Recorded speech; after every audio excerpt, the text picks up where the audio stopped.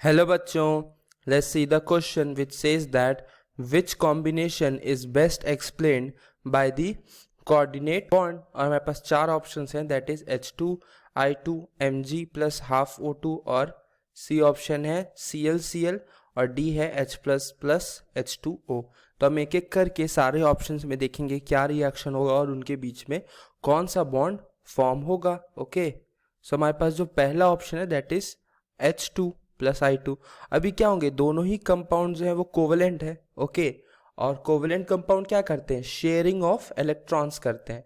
तो ये क्या होगा, हाइड्रोजन के आउटर ऑर्बिटल में एक इलेक्ट्रॉन है और वो इसके साथ शेयर करेगा तो उसका डुप्लेट कंप्लीट हो जाएगा। वेयर एज आयोडीन के आउटर ऑर्बिटल में 7 इलेक्ट्रॉन है और वो एक हाइड्रोजन इसके साथ हाइड्रोजन के साथ शेयर करेगा तो उसका ऑक्टेट कंप्लीट हो जाएगा। तो ये एक एक दूसरे के साथ बॉन्ड शेयर करने के बाद क्या होगा, हाइड्रोजन का एक इलेक्ट्रॉन और आयोडीन के पास जो एक इलेक्ट्रॉन है और अपना वैलेंसी पूरा करने के लिए इसके साथ शेयर कर देगा। और अब ये जो बॉन्ड यहाँ फॉर्म हुआ है वो कोवेलेंट बॉन्ड फॉर्म हुआ है, ना कि कोऑर्डिनेट बॉन्ड, क्योंकि कोऑर्डिनेट बॉन्ड जो होता है वो लोन पेयर के डोनेशन से होता है, यहाँ पे सिंगल इलेक्ट्रॉन के डोनेशन से फॉर्म हुआ है। तो हमारा फर्स्ट ऑप्शन नहीं होगा। मूविंग ऑन, अगर हम सेकेंड ऑप्शन देखें तो मैंगनीज प्लस हाफ O2 दिया हुआ है।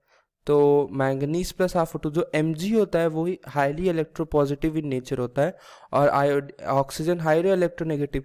तो इनके बीच में जो बॉन्ड फॉर्म होगा वो क्या होगा, आयनिक बॉन्ड। जैसे इसके पास Mg2 प्लस और इसके पास ऑक्सीजन 2 माइनस, तो ये क्या फॉर्म करेंगे, MgO।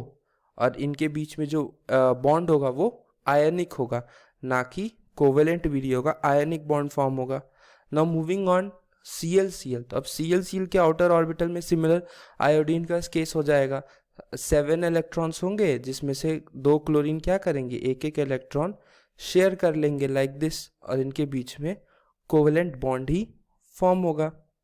अब मूविंग ऑन, अगर हम अपना फाइनल केस देखें तो वो होगा, अगर हम अपना फाइनल केस देखें तो वो होगा H प्लस O।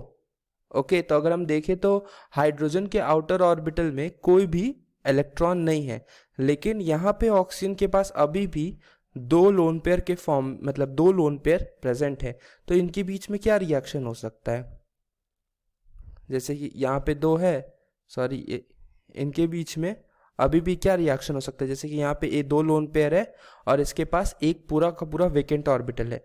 तो ऑक्सीजन क्या करेगा, अपना जो लोन पेयर है इसको डोनेट कर देगा लाइक दिस हाइड्रोजन को, और इसका ऑक्टेट भी कंप्लीट हो जाएगा और हाइड्रोजन का भी शेयरिंग हो जाएगा, एक एक्स्ट्रा बॉन्ड फॉर्म हो जाएगा।